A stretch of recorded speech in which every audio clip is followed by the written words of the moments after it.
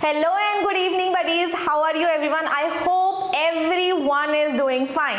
I am your biology mentor Aafeeya Ma'am and we are here with one more episode of the series where we are completing your term 1 syllabus. Okay, so far we have completed our term 1 syllabus and today we have to discuss all the important questions. Yes, I am talking about the important questions or the sure questions which are to be coming in your examination. Okay, so if I talk about your questions, okay, just let me have a quick check with the audio and video. I guess we have a little extra lights. Okay.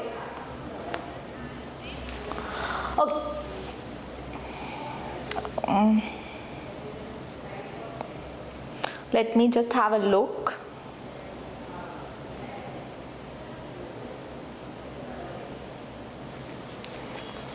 Okay, just give me a second. We'll have a check on this.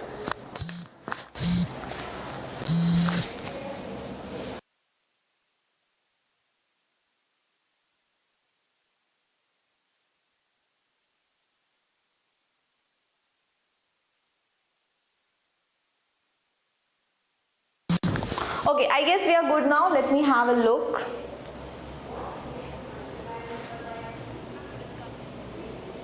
Hello Inayat. Okay, so hello Amreen. Okay, now I guess we are good to go. Okay, so everything is fine and even the brightness and everything is good. So okay.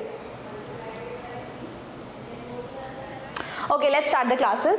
Okay, so I was talking about, so far we have studied what all chapters are coming. We have studied 2 chapters where the fundamental unit of life, and we have studied tissues till plant tissues we have studied, and we have a generalized idea about animal tissues. Okay, so we have studied about cell and we have studied about tissues, of course. So the questions which we will study today will be based upon those two chapters only, which I can assure you that these are the short questions.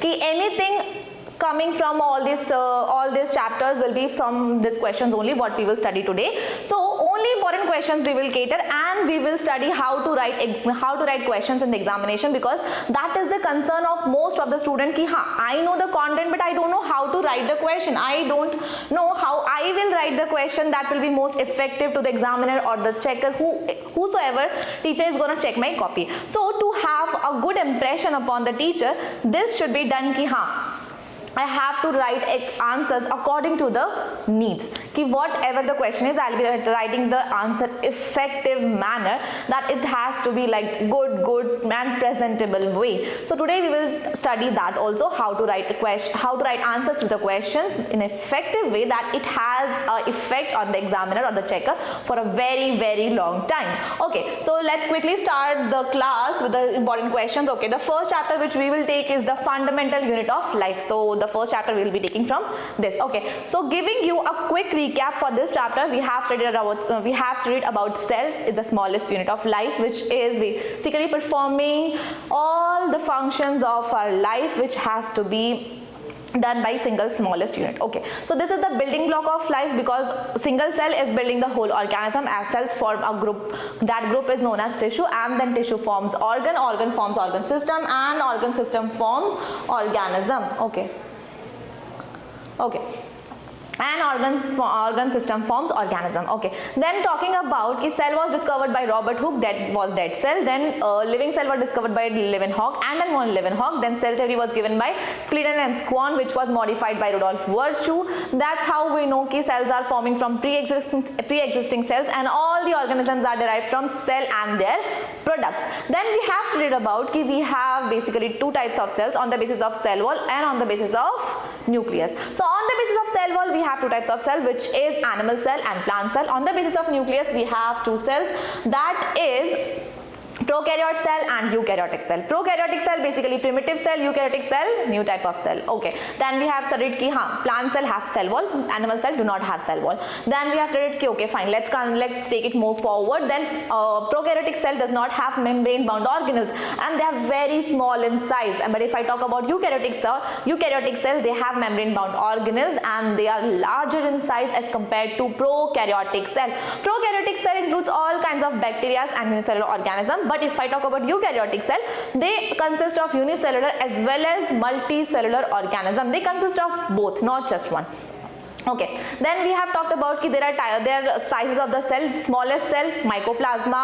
Largest cell, basically which has overall size and shape, everything, that is ostrich egg. If I talk about the longest cell, I am talking about the length. Longest cell is neuron. Okay, longest cell is neuron. Then we have studied about different cell organelles, where we have studied about nucleus, cytoplasm, cell membrane, cell wall. Then we have studied about Golgi apparatus, mitochondria, lysosomes, vacuoles, and all these cell organelles we have studied.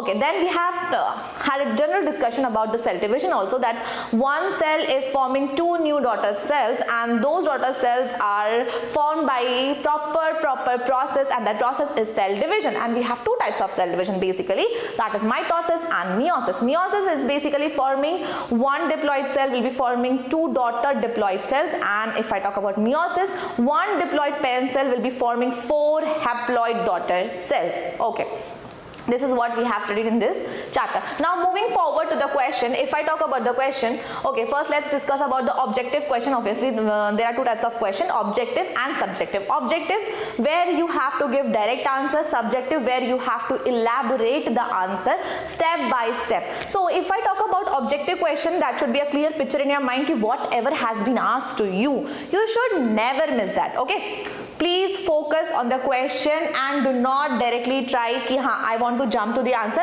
ki whatever coming in my head, let me just write the answer. No, please have a second thought on the objective question, because they are the direct question. You cannot have like hundreds of words here. Either you have to answer this in one word or one line, or even the MCQs, or fill in the blanks, or true false, match the column, all these types of. Okay, we have some number issues here. Okay, I'll just make a change here.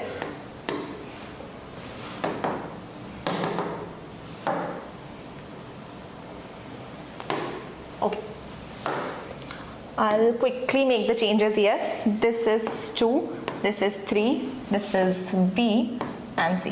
Okay, maybe some misspacing. Okay, it's okay. Chalo.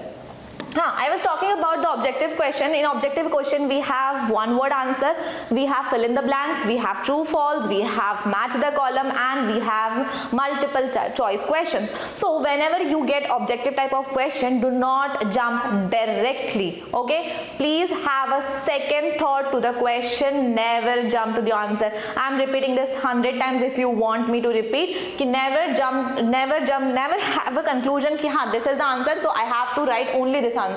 Please have a look into it ki this is the answer, let me rethink over this answer ki I can do this answer in one more way or the second way. There can be one more answer to this question. Please have a second thought over this. If you are 100% sure about the question and the answer, only then jump to the answer. Okay, so let's me quickly start with the questions and the answer. Okay, the first question is, who discovered the cell?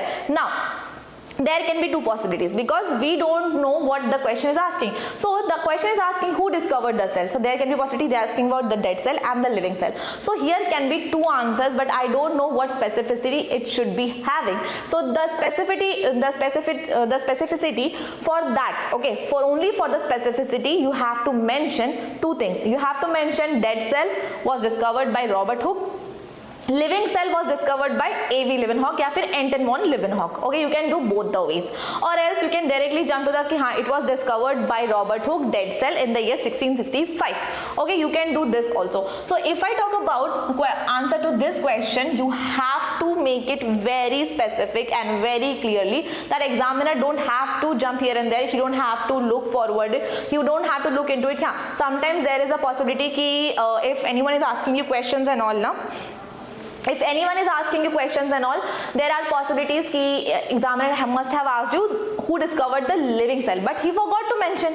Okay, there can be possibility. So in that case, you can do is ki living cell was discovered by Anton von Leeuwenhoek. No matter what you are writing, no matter which scientist name you are writing here, no matter you are writing Robert Hooke, no matter you are writing Anton von Leeuwenhoek, but you have to mention what kind of cell they have discovered, because this is where giving you +1 marks even in their eyes also. See, that is for your remark that you know about the chapter very thoroughly and very specifically, कि you know कि हाँ, what I have to write here, what I should not be writing. So you have to be very specific with your answer. If you are writing about the dead cell, specific to that. If you are writing about the living cell, be specific for that also. So here, who discovered the cell? It should be two answers. First is dead cell. It was discovered by Robert Hooke.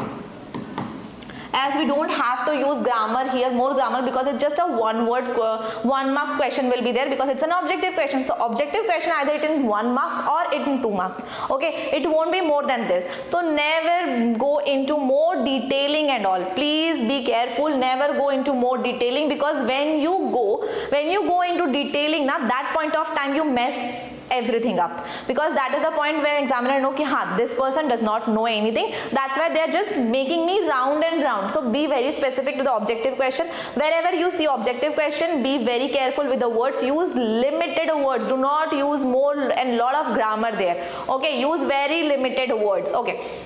I was talking about dead cell discovered by Robert Hooke in the year 1665. Then the second thing will be living cell. Living cell was discovered by Anton von Leeuwenhoek in the year 1674. Okay, I'll just make it proper. Okay, in the year 1674. That is where you can write the answer very carefully and very specifically. Now no examiner can deduct your answer. Please be very careful about this. At this point of time you will have 1 mark. If it is a 1 mark question, you will have 1 mark in your pocket. If it is a 2 mark question, then you will have 2 marks in your pocket, because you have left no possibility for the examiner to deduct your marks. Understood my point? Be very specific your answer in the objective type of question, because here it's not mentioned what kind of cell they are asking. That's why we have written both dead cell as well as living cell. Understood my point? Okay, now mitochondria are called the dash of the cell. Mitochondria are called the powerhouse of the cell. So answer here will be the powerhouse. What should be here? Here it should be powerhouse. Obviously we are writing direct name, so it's a fill in the blanks. You don't have to use a lot of your brain. So mitochondria, the second name of mitochondria is the powerhouse of the cell. Okay, we have questions in the chat section. Okay, how many questions? Okay, Ridhima. Hello Ridhima, good evening. Hello Madhu. Okay, okay Adarsh. I'm just starting with the questions only. Hello Adarsh. Okay, how many questions? Beta, it's like I have taken objective as well as subjective question from this chapter as well and from the next chapter as well. Okay, so we'll be studying both types of question, objectives as well as subjective. Okay, what is the dead cell? Rhythm, a dead cell is basically which does not have nucleus and which is not performing its own functions and all. That is the dead cell. Like okay, you have two types of leaves. One is the green leaves what you see on the trees, and one is the brown color leaf which you see on the trees. Okay, they are the fallen leaves. So whatever is alive, that is live cell, and whatever is not alive, that is dead cell. Now you are not like, yeah, I am just saying the opposite. See, the cell which is performing its own cellular activities, that is known as living cell. The cell which is not capable of performing its own cellular activities, that is termed as dead cell. So dead cell was discovered by Robert Hooke. He was the first person who discovered the cell, and when he could not found the movement, because movement was the basis, the first criteria for deciding whether the cell is living or dead was the movement. If the cell was moving, that he considered as living. If the cell was not moving, that is the reason Robert Hooke considered the cell, he declared that the cell are not living, cell are dead, as they are not showing any kind of movement. So that is why he said cells are not moving, cells are dead, and he named it as cellula, which means little room or little compartment. Basically they were like hollow compartments. Okay, that's why he termed it as dead. Okay, just let me know more questions in the comment section, on the chat section, so that I can answer you by the time we studied all the questions also. Okay, so moving to the next question, which is true or false. Okay, all cells have a cell wall. Do all cells have a cell wall? Because in the revision, in the quick revision, the starting of this lecture, I have already mentioned that we have two types of cell on the basis of their cell wall. Plant cell have cell wall. Animal cell does not have cell wall. We have mentioned it very clearly. So it is that all cells do not have cell wall. Plant cells have cell wall, which is made up of cellulose. So answer for this question that all cells have a cell wall. All cells do not have cell wall. So it will be false. Okay, so next question is match the column. If I talk about match the column, okay, if I talk about match the column, we have basically three match the column. First is ribosome, mitochondria, lysosome. Okay, we are basically written their names or their functions. So one answer we already have from the fill in the blank, that mitochondria is known as powerhouse of the cell. Okay, here is a very quick trick what you should be doing.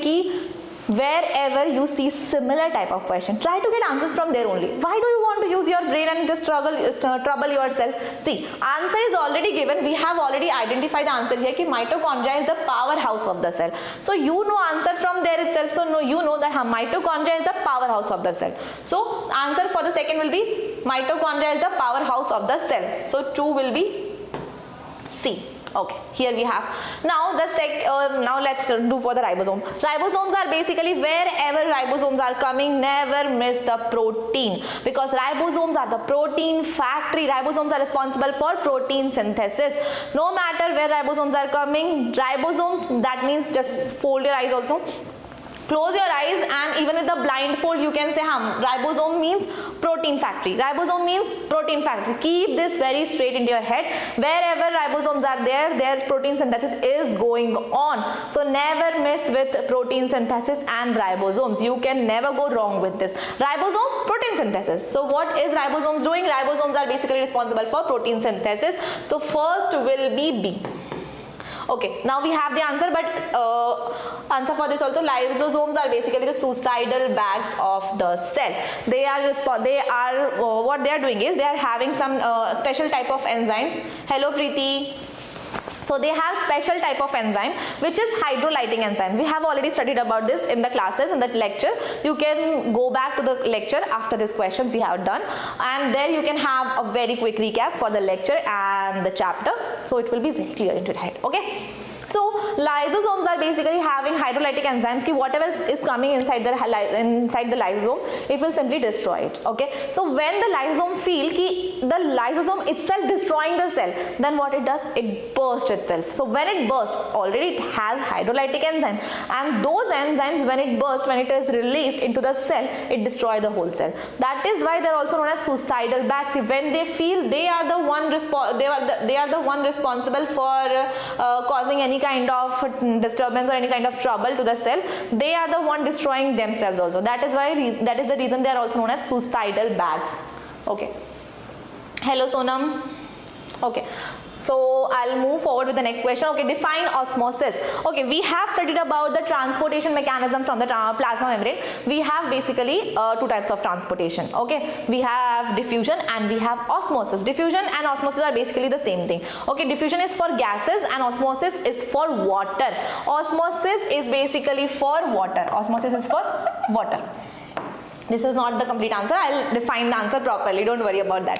Okay. So when I talk about osmosis, students, it's like osmosis is a process where water molecules are moving from higher concentration to the lower concentration. Or if I say higher potential to the lower potential. So osmosis is a process where water molecules are moving from higher potential to the lower potential. It is basically a movement of water molecules. Movement of water molecules means how water molecules are moving from inside the cell to outside and outside the cell to inside. Like if I say, okay, consider this, we have a cell, so we need water movement, and this is basically plasma membrane. So this plasma membrane will be regulating the movement of water molecules from higher potential to lower potential. So if this cell have like higher potential outside, like see, these are water molecules. Basically it has like 5 water molecules and inside it has only 3 water molecules. So where will be the movement of water molecules? Water molecule movement will be from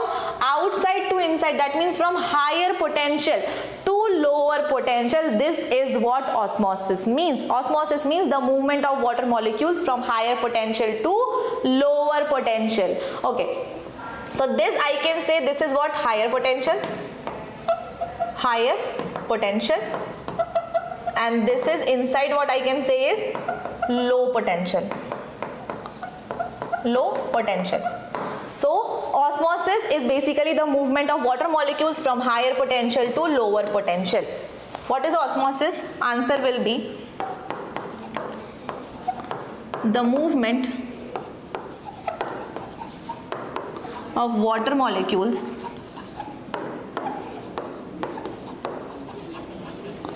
from higher potential to lower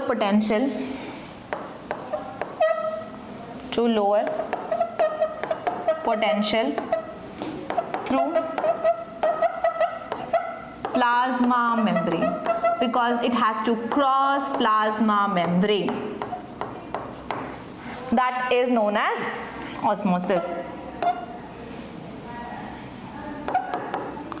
Is known as osmosis. Okay. So we have a clear definition of osmosis, that is the movement of water molecules from higher potential to lower potential through plasma membrane is known as osmosis. Okay, let's move to the second set of questions. Okay, next we have subjective question. Subjective means we have to write descriptive manner answer. So when we write descriptive answer, we have to be very specific what we are writing and then what we are writing. Okay, so it has to be always step by step. First we have to define, then we have to talk about the process or the whatever the definition, then we have to talk about the diagram it is asking. So according to the question we have to design our answer. Okay, so the first question asks define cell theory and who proposed it. First I have to define cell theory, then I have to say who proposed the cell theory, like the scientist. So here how I can modify is, I can simply say that this cell theory was proposed by so and so scientist and the cell theory follows as. This is what I can do, this is the first thing what I can do. Okay, so that's how we have formulated our answer, that cell theory was proposed by two biologists. This is what exactly written in our NCERTs. So I have taken the words from NCERT because that is the best way to describe your answers. So cell theory was proposed by two biologists, Skleden and Swan. Okay, the years were mentioned in your NCERT and even we have studied when we were studying about the cell theory in the classroom. We have mentioned the year. Skleden was in the 1838 and Swan was in 1839. So you have to mention the year as well. Okay, now what you can do, see, when I was typing the answers, what I have done was I have simply made them bold. The name of the scientist, what I have done is I have made the font to bold. What you can do is you can simply go and underline this Skleden and Swan. That makes your answer very effective. When you are writing in your notebooks the answers, what you have to do, because what they have asked, who proposed it. Clearly what they are asking is the names of the scientists. So while writing the answers, you should be very careful in your mind that you have to underline the names of the scientists, Skleden and Swan. So now what I have done is cell theory, it states all living organisms are made up of cells. Of course, all living organisms are made up of cells. If I say I have any kind of organism, either it be animal, either it be human, or it be plant.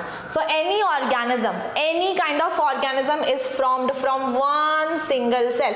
So this one single cell is forming whole organism. When this one single cell coming and forming the whole group, it will form an organism, human, plants, animals, whatever organism we have. The second is the cell is a structural and functional unit of life. Of course, the cell is the basic unit because it is the starting point. Cell is basically the starting point. So cell is basically what is forming the structure of an organism and what is initially performing function for an whole organism. Okay, now the third point was it was later modified by Rudolf Virchow. Okay, we have one more scientist name. So what is your responsibility? You have to underline the name of the scientist. Later Rudolf Virchow in the year 1855 added that all cells arise from pre-existing cell. That he added that any new cell which is forming, it is forming from pre-existing cell. So any one parent cell, like this one parent cell, will be giving rise to two new daughter cells. These are new daughter cells. This was told by Rudolf Virchow in the later years. This is what you can do to form answer. Okay, so the next question what we have, differentiate between prokaryotic and eukaryotic cell. Whenever you have differentiation question, always try to make in the chart or a table form. Never miss ki first write everything about prokaryotic cell and then write everything about eukaryotic cell. No, you should never be doing this. Okay, what you should be doing, always make a chart for differentiation. Never go one by one, always form a table. One side you should be writing prokaryotic cell and the other side you should be writing eukaryotic cell. Okay, so this is basically our answer. So what we have ki whatever prokaryotic cell, the characteristic features of prokaryotic cell and the characteristic features of eukaryotic cell. So if I talk about the first thing, on what basis I am talking about that this is prokaryotic cell. So pro means basically primitive, karyotic means basically I am talking about nucleus. So primitive nucleus, that means no well defined nucleus will be considered in prokaryotic cell. Well defined nucleus, that is nucleus enclosed by nuclear membrane, is the characteristic feature of eukaryotic cell. Then the second point, no membrane bound organelles present. Then we have membrane bound organelles are present. These are the basically main criteria for the differentiation. Genetic material is naked DNA.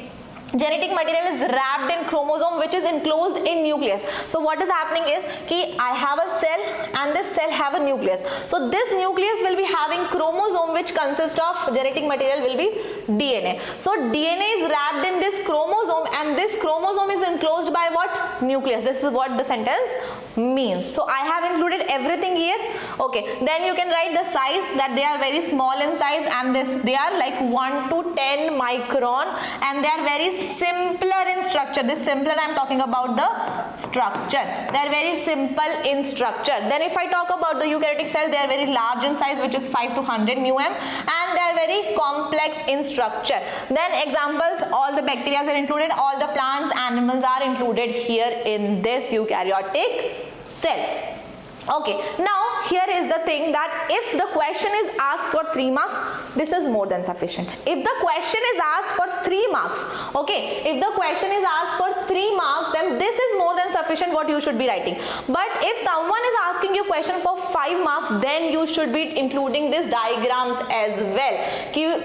See, however, if the marks are increased, then you have to increase the content what you are giving in the answers. So if 3 marks question, this much material is enough for you, but if it is coming for 5 marks, then you should be adding a diagram also. So this diagram is already given in your NCERT. This is a simple diagram of prokaryotic cell. What you have to do is simply make an oval cell, then you have to make tails like this, then of course cell wall, plasma membrane and ribosomes. That's it. No matter what you are drawing. So this is a very simple structure what you should be doing. Okay. Now if I talk about the diagram of eukaryotic cell, this is not given in your, other diagram is given, but I have simplified the eukaryotic diagrams for you, that you should be drawing cell membrane, cell wall, nucleus, mitochondria, Golgi apparatus, endoplasmic reticulum and ribosomes. This is more than sufficient. Even if you are drawing, you just have to show them that you know what are the organelles included in the eukaryotic cell and what are the structures included in prokaryotic cell. That's what you have to do. Okay, 3 marks question, only this much, only till examples is enough. But if it is 5 marks question, then you have to include diagrams as well. Always try to write your try to write differences only in table form. That makes your answer very crisp and clear for the examiner. Okay, the next question, explain the structure and function of nucleus. So here they are asking you 2 things. What they are asking you? They are asking you structure and the function. So you should be writing both the things separately. First you have to write about the structure and then you have to write about the function as well. So the first thing what I have to mention, that the nucleus is also called as the brain of the cell, because it is control center of the cell. Every activity is controlled by cell. Every activity of a cell is controlled by nucleus. That's how you have to right. Okay, so when I talk about the structure of nucleus, here it is written that the structure of nucleus is double membrane bound. Of course I have to mention that it is double membrane bound. This nuclear envelope consists of two membranes. This is my outer nuclear membrane and this is our inner nuclear membrane. That's what you have to include. Okay, then you have mentioned ki nucleus this nucleus consists of nucleoplasm, the liquid filled inside this. Okay, this is basically nucleoplasm. Nucleoplasm consists of chromatin material, and that chromatin material consists of DNA and protein, and it also consists of nucleolus. And after describing about the structure in words, what I have done to make look this diagram good, I have made a diagram with the answer. Okay, talking about the functions, it is controls cell activity, stores genetic information, helps in cell division. Of course, all the cellular activities is controlled by nucleus. That is the reason it is also known as brain of the cell. It stores genetic information because it has what? DNA. DNA is what? It is a genetic material. So obviously it is storing genetic information what has to be transferred from one generation to the other generation. Okay. Hello Niharika. Okay. Sia, ma'am, 5 points are sufficient. 5 points are sufficient if I leave making the diagram. Yes, see, if it is a 5 marks question, see, if it's a 5 marks question, then you should be going into diagram. But if it's a 3 marks question, then till example it's more than sufficient. You don't have to go for the diagrams. Okay, it completely depends upon how the examiner is asking, like what how much marks the question consists of. If the question is asking for 3 marks, then you just have to write till the example. You don't have to go into a diagram. Okay. But for 5 marks, you have to draw the diagram, beta. Okay. Hello, Niharika. Welcome to the class. Mukesh. Okay. So, moving to the next question. Okay. Draw neat label diagram of a plant cell and animal cell. Okay. Here nothing else is asking, they are just asking you the diagram. So no matter what you know, what you don't know, please draw the diagram, don't get into it. Okay, you should not be writing anything else apart from the diagram because it's already asking you now, please draw the diagram.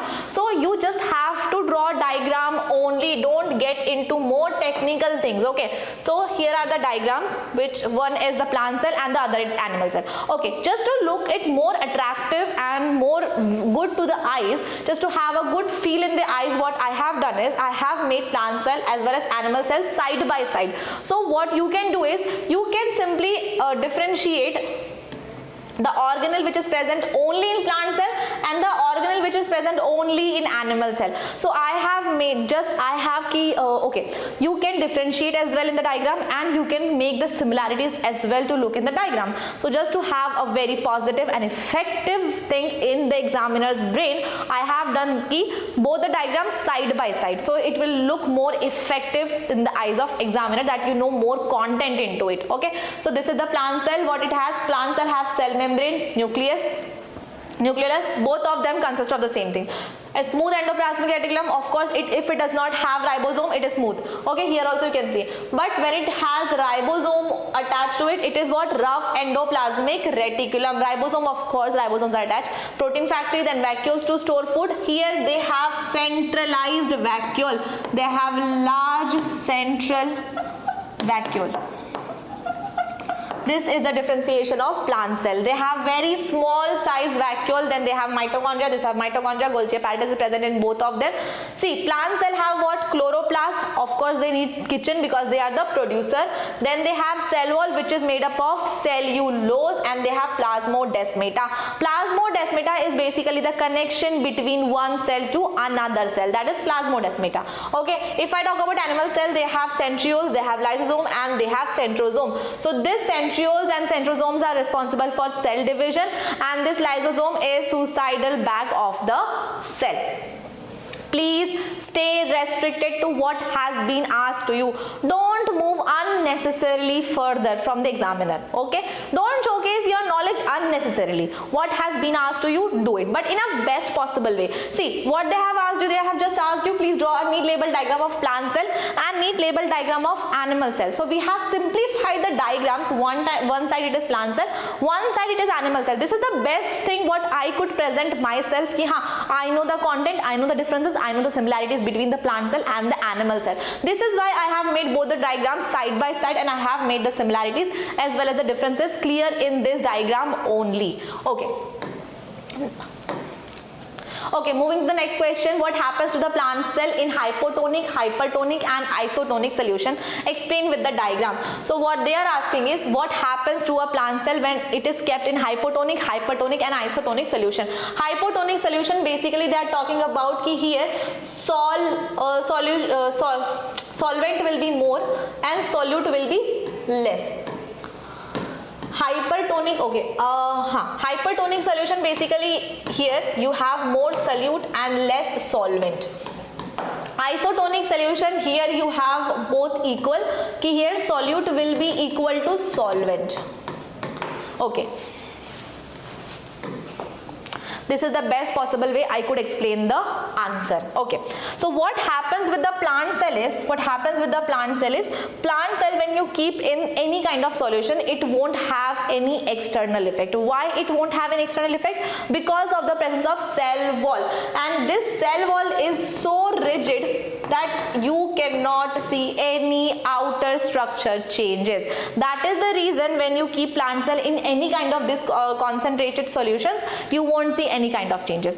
Where you can see the changes, you can see the visible changes only in animal cell because they do not have rigid cell wall. That is the reason you can see visible changes in animal cell, you cannot see visible changes in plant cell. But if you cannot see the visible changes, does that mean the cell is not changing? No. Cell is changing, but you cannot see it visibly through your eyes. But the cell is changing. The cell membrane is changing. Cell wall is not changing. Cell wall is rigid. It is placed at the same place itself. Cell wall is rigid. It is not changing its shape from outside. Okay. So no changes is visible changes, but the changes are there in the plant cell. If I keep the plant cell in the hypertonic solution where solute is more, hypertonic solution basically where solute is more and solvent is less. Okay. So if I talk about any solution, let's consider salt solution. If I consider any solution, okay, let me consider a salt solution where we have salt plus water. So here this salt is solute and this water is solvent.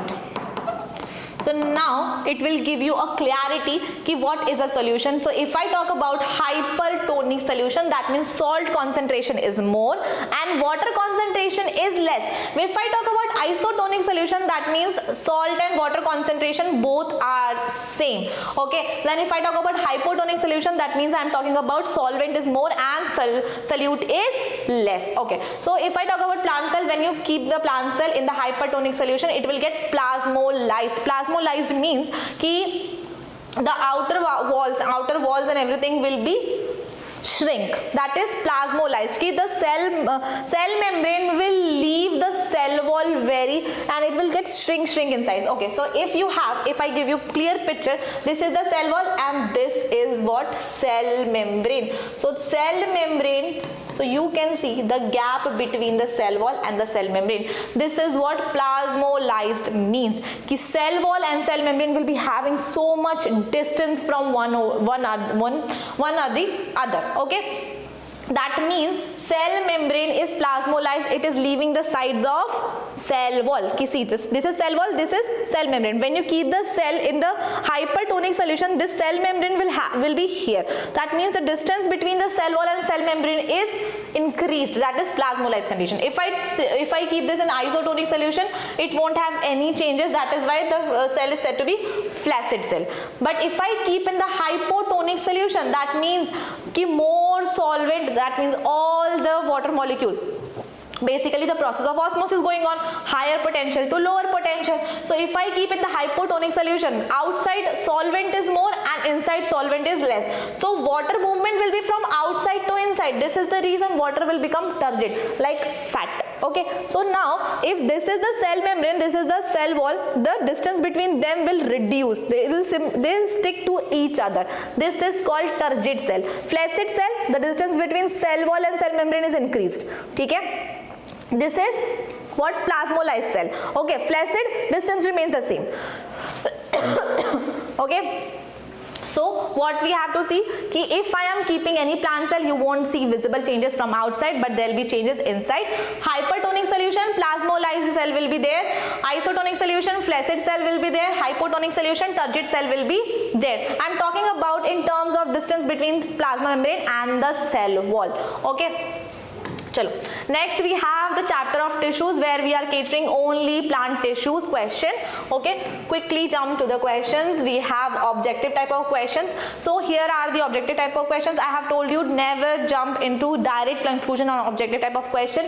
Please read, understand through it and then learn the answers. Okay, so what we have learned in the plant tissue was ki plant tissue is basically classified into two types. Okay, all plant cells are forming plant tissues. Animal cell forming animal tissues. What is tissue?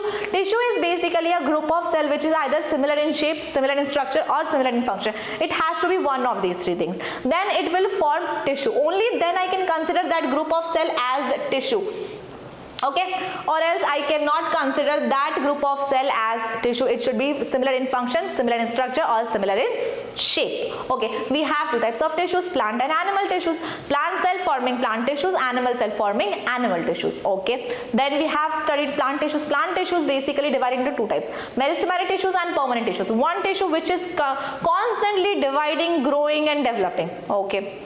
Second, which has lost their ability to divide and everything. So what they are doing, they are basically supporting this meristematic tissues which are dividing. So meristematic tissues on the basis of the location, they are divided into three types.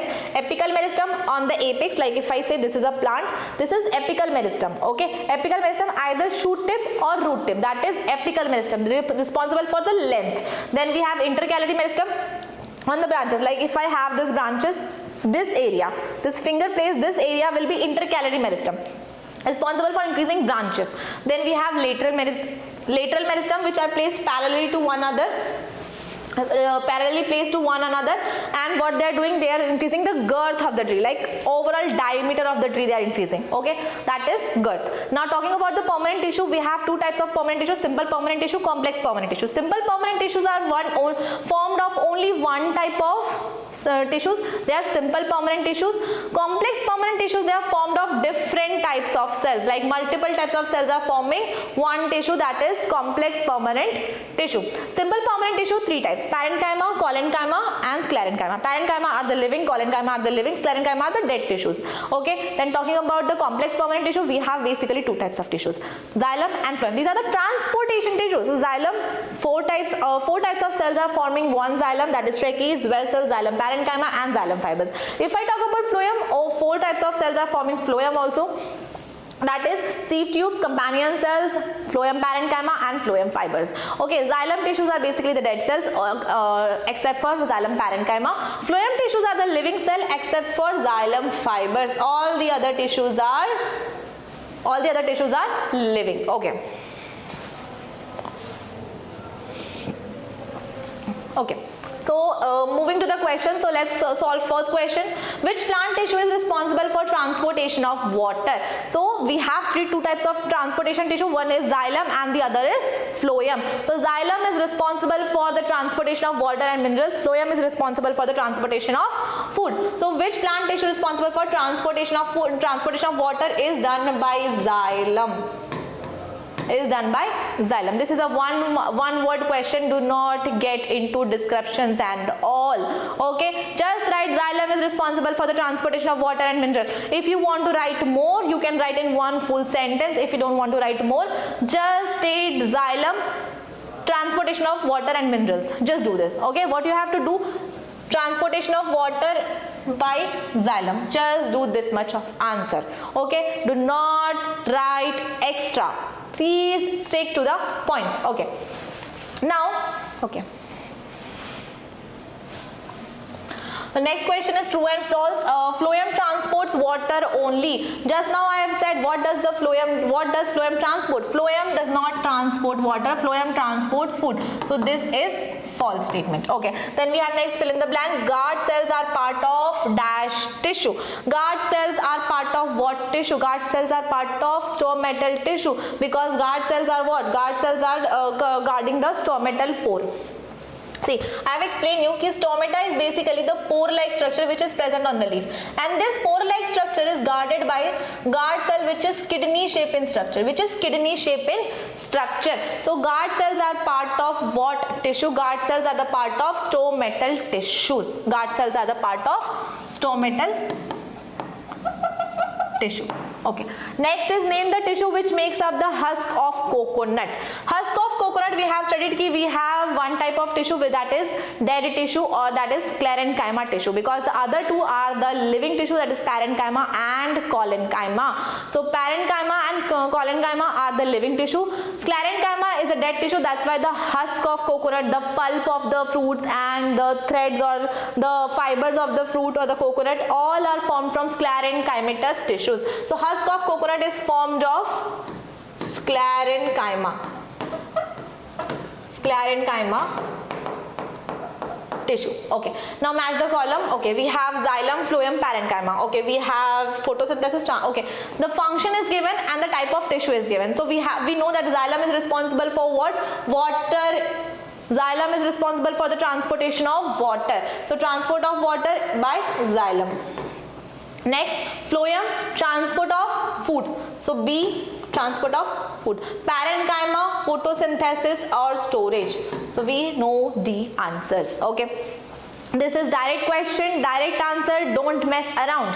Please don't mess around. Direct question, direct answer, no more extra words, no more extra grammar. Keep this in mind. Okay. Next is subjective question. Let's run to the first question. Differentiate between meristematic and permanent tissue. Every time I have told you, wherever you see differences, you should be forming table. After making table, please form your answers, because table makes your answer very clearly and very good and effective way. That examiner gets to know that you know how to write your answers in effective way, which is very catchy to the eye. Okay. See, if I am at the examiner place, if some student is writing differences in the tablet form, I know that the student has understood the content, the context, and he knows how to form the answer as well. So whenever they are asking you differences, no matter how much differences you remember, okay, even if you remember two differences now, just make a table and write those two differences also in the table form. That gives a good impression about yourself. Okay, if you write first meristematic tissue and then write everything about meristematic tissue, then write permanent, then write everything about permanent. No, this is not how it works. Okay, write everything about meristematic at one side, write everything about permanent at one side. Differentiate between them. Okay, so you have to make the table. So here I have made it more crisp and clear, the differentiation. How? Like I have made the characteristic and then I have made the visible differences between the characteristics. See, first is the cell structure, how the cell structure looks for meristematic tissue as well as for the permanent tissue. So here what I have done is, to make more effective answer, at one side I have written the characteristic of the cell and then I have written the types of tissues where I have to differentiate. So first characteristic is the cell structure, how the structure of the cell gonna look like. So if I talk about meristematic tissue, the structure of the cell will be small and isodiametric. Small, obviously they will be small in size. Isodiametric means they all will be having almost same kind of diameter, like almost same size of cell. Okay, that means diameter, isodiametric cell. Then permanent tissue, variable in shape and size. Of course, they are not similar in shape because we have different types of permanent tissue. Parenchyma is different, collenchyma, sclerenchyma, even xylem and phloem are different. So different tissues, we have different types or different shapes and sizes of the cell. That's why I cannot consider. Then talking about division, this is the main criteria. Meristematic tissues are dividing repeatedly and permanent tissue, there no division occurs. Then talking about the cell wall, they have very thin cell wall and with lot of intercellulars, they have very thin cell wall because they want to constantly divide. So when they are dividing constantly, they need to have very thin cell wall, because meristematic tissues are what? Baby tissues, and permanent tissues are what? adult tissues. So baby tissues have very thin cell wall and adult tissues have very thick cell wall. So that is the reason they have thin cell wall, and they can be having thick and thin depending upon the availability and the location where they are present. Talking about the vacuole, meristematic tissue does not have vacuole. Vacuoles are absent in meristematic tissues. This is one of the differences, major differences. Okay, this is mentioned in your book also, that vacuoles and meristematic tissues are absent, and they have asked you the reason why, and we have studied about this in our class. Okay, that why vacuoles are absent in meristematic tissues. So if I have to say vacuoles are absent in meristematic tissues, because they cannot store lot of food and they cannot waste their energy in storing food. That is why what they are doing is they are intaking the food, they are having the energy, everything, the all amount of energy that they can have from that particular food amount, and then they are working. That's it. No storing of food, no wasting time in that, no wasting unnecessary amount of energy, no wasting unnecessary amount of time.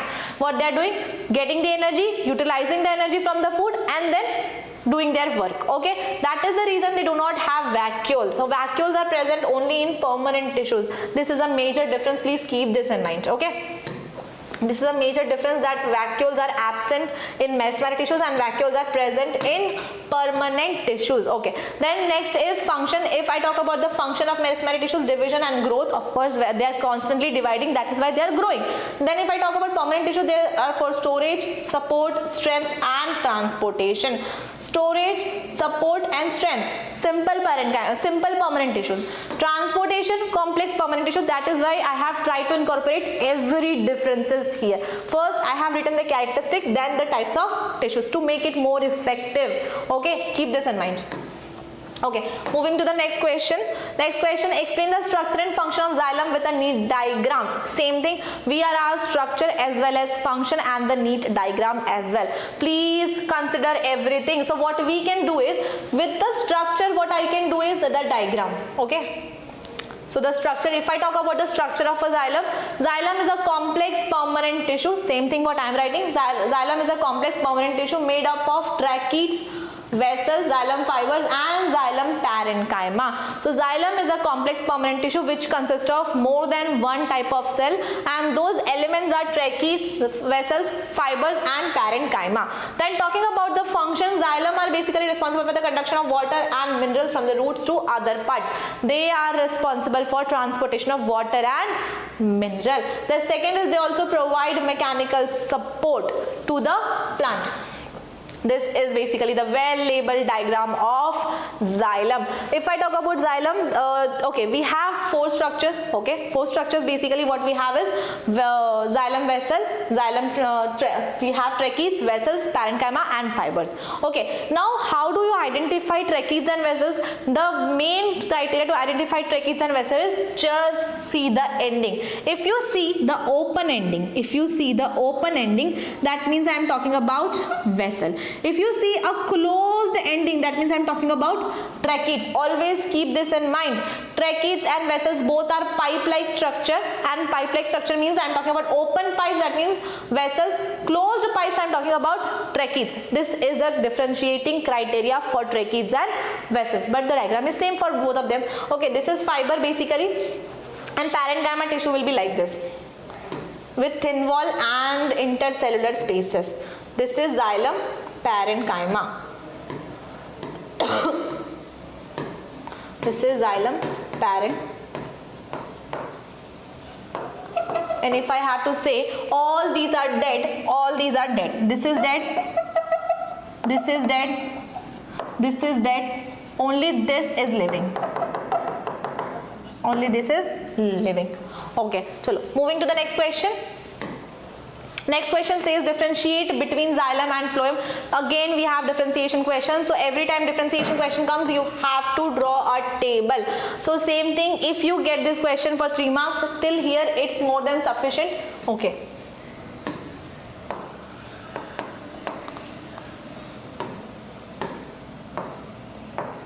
Okay, now better. So if you get this question for like 3 marks, till here it's sufficient, but if you get this question for 5 marks, you have to draw the diagrams. Always keep this in mind, diagrams are a big deal. So if you get for 5 marks, then you can draw the diagrams. Okay, it consists of, if I talk about the differences, xylem consists of mainly dead elements, because dead elements were trachees, vessels and fibers all are dead. Only parenchyma is the living tissue. Okay, talking about the phloem, all are living element, only fiber is what dead. Rest everything is living. Xylem elements are trachees, vessels, xylem parenchyma and xylem fibers. Phloem elements are sieve tubes, companion cells, phloem parenchyma and phloem fibers. The function of xylem is conduction of water and mineral. Function of phloem is conduction of food. Then it provides mechanical strength to the plant, but if I talk about phloem, it does not provide mechanical strength to the plant. Okay. Phloem is also known as bast. Phloem is also known as bast. Just keep this in mind. Phloem is also known as bast, and the fibers in phloem is known as bast fibers, because they are the strongest fibers of all. So this is the reason this phloem fibers are also known as bast fibers. This you can add. Okay, the next thing is the diagram. If I tell you about the diagram, this diagram we have already seen for the xylem. But if I talk about the phloem, this is what? Sieve tube. This whole thing is sieve tube. This is sieve tube. And the right next to it, this is what? Companion cell. So sieve tube does not have its own nucleus. Companion cell have the nucleus and the other cell organelles, and they're sharing their own cell organelles and the nucleus to sieve tubes. Okay. This is fiber, and same thing parenchyma. Okay. Moving to the next question. The next question is describe simple permanent tissues with examples and diagrams. Of course, we have to describe all the simple permanent tissues. So we have three types of simple permanent tissue. One is parenchyma, collenchyma and sclerenchyma. So I have to differentiate every single thing. I have to describe about all these three structures. So simple permanent tissues in plants are composed of one type of cell and provide basic function like support and storage. Okay, so first I have to define. Every time I have told you कि first you have to start with the definition. Definition should always be included in the introduction part, as it gives more impression about your content. So simple permanent tissues are composed of one type of cell and provide basic function and support and storage. Basic functions like support and storage. Next, what I have done is I have written all these three types of tissues, three types of simple permanent tissues in a table form with their characteristic features and their diagram. This diagram part you can skip, there is no need, but till here, till function, you have to describe what are simple permanent tissues. Okay, so diagram part you can skip. If you want to do it, you can do it, but if you want to skip, you can do that also. So if I talk about the differences, first is location. These are parenchyma is present in the soft part of the plant, collenchyma leaf, petiole and stem, sclerenchyma seed, pulp of fruit and husk of fruit. This we have already discussed, because sclerenchyma are the dead tissue. Okay. Cell wall, if I talk about cell wall, they have very thin cellulosic cell wall. That is the reason they have more intercellular spaces. This is the reason they have more what? Intercellular spaces. Okay, talking about this uneven thickened corners, and this uneven thickened corners like this red what you can see, this is uneven thickened corners, and this uneven thickened corners are responsible for increasing the flexibility. Because of this uneven thickened corners, like thickenings are very irregular places. This because of this irregular places, plants are very flexible. This makes the plant flexible. Okay, then talking about sclerenchyma, they have thick lignified cell wall. Very thick lignin layer is present outside their cell wall. Then talking about the next difference, that is nucleus. Nucleus is present in parenchyma. This is the reason they are living. Nucleus is present in collenchyma as well. That is why they are also living. But nucleus is absent in sclerenchyma. This is the reason they are dead cell. Nucleus is not present, dead. Nucleus is present, living. Okay. Now, next is vacuole. Vacuole, they have large vacuole present, but these do not have vacuoles. Talking about intercellular spaces is present in parenchyma. It is absent in collenchyma, absent in sclerenchyma. If I talk about the function, this is a major difference. Function, they food storage and photosynthesis.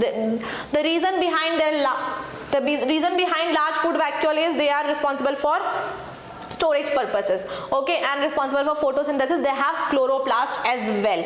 Okay, collenchyma, elasticity, that is the reason they have wall thickenings, responsible for flexibility. So they have elasticity and providing mechanical support. Talking about sclerenchyma, they are responsible for protection. Husk of coconut, pulp, everything is responsible for protection only. Okay, the diagrams you can see, same thing what we have described is written in the diagrams as well. Okay. Moving to the next question, why is cork tissue impervious to water and gases? I have to say ki by why cork tissue is not flexible to the water and gases, why they cannot penetrate inside the cork tissue. So the reason behind this is basically cork tissues are dead. This is what we know because Robert Hooke has discovered the cell in cork tissue only. So the cork tissues are dead. So if the tissues are dead, they have thick deposition of lignin and suberin because this is the reason they are dead. And the dead cells have sclerenchyma tissues, and this makes this thick layer makes the transfer of gases and water molecule impossible. See, if I have a cell and if over the cell I have very thick covering, if over the cell I have very thick deposition of suberin. So this is what? This is my cell membrane. Okay, one more layer of cell wall. And this thickening is known as suberin deposition, and this suberin basically what? Sticky and slippery material. This is very slippery material, very sticky material. And if I have to permeate the water, if water or gas wants to go inside, they cannot go inside only because of the presence of suberin. And suberin, okay, I forgot that dead cells does not have nucleus. So if I talk about the suberin deposition, this suberin deposition is not giving permission, or because of the suberin I cannot let gas and water pass by. Okay, if I have to explain you this in a very simple way, imagine you have oil. Okay, imagine you have oil spilled on the floor. Can you deposit water over the oil? No, you cannot, because when oil is there, water won't go inside, water won't mix into it. So this is the reason when you have suberin deposition layer, water and gases do not penetrate, they are not going inside the cell. Okay, so suberin deposition does not permit water and gas entry into the cell. That is the reason cork cell does not get enough water and gases. Okay, so we are done with all the questions here. Just let me know in the chat section that if there is something missed by me, so I can just quickly explain you.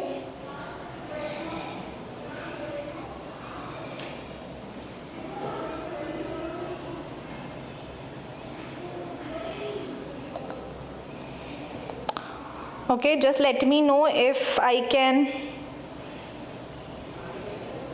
Hello Daksh.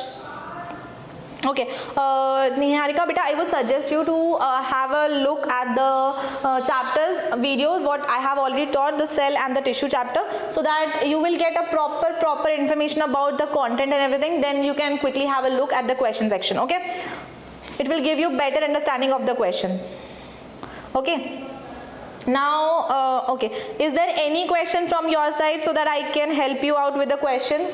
Let me know in the chat section. I am just giving you quick time, so let me know.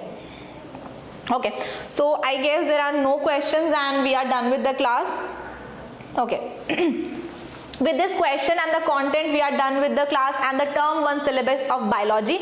So okay, so those who have not studied the content and everything, I would suggest please go and study everything from there, so that you have a better understanding towards the chapter, and then you can solve the question in a very effective way. Still, I would say, to make your question look very effective, the answers to your question look very effective, very impressive to the examiner, please sit, think, and then form the answers. Okay, I know it won't take long time, as you will be coming to me that ma'am, we don't have time at that particular time. It's okay, I know you won't be having time, but still take few seconds while reading the question that this is how I have to write. Differences always in table form, normal questions, whatever has been asked to you, please give a heading, subheading to the answer, and then write like structure, give the heading structure, and then write the points for the structure. Function, write the points for the function. diagram, then draw the diagram. So it gives a good impression that you are designing your answer in the pointers, and it looks very good to see also, like how it was looking very effective and good on the board, exactly it will look in your notebooks also. So please make your answers very improvised, because you are writing the same thing, it's just you don't know how to write the answers to look effective in examination, and this will help you even for your board examination. Okay, so we are done with the term 1 syllabus. Okay, I'll request everyone to stay focused in your studies as you are very near to your term 1 examination. Please prepare well and do well. All the best for your examination. Bye bye. Have a nice day.